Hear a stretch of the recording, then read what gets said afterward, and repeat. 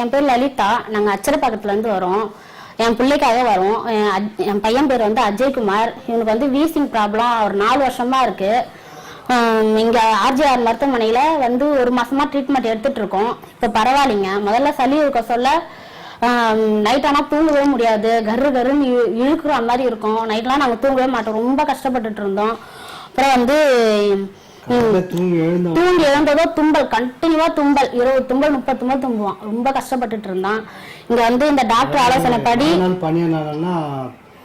தூங்கவே முடியாது, தூங்கவே மாட்டான்.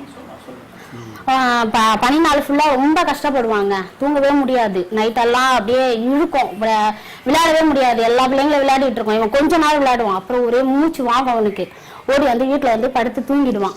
அப்படியே மூச்சு இழுக்கும், அவனால தாங்கவே முடியாது. இங்க வந்து மருந்து கொடுத்து இப்ப 1 மாசம் ஆகுதுங்க. 1 மாசத்துல நல்ல ட்ரீட்மெண்ட் நல்லா இருக்கு, நல்லா கேக்குது.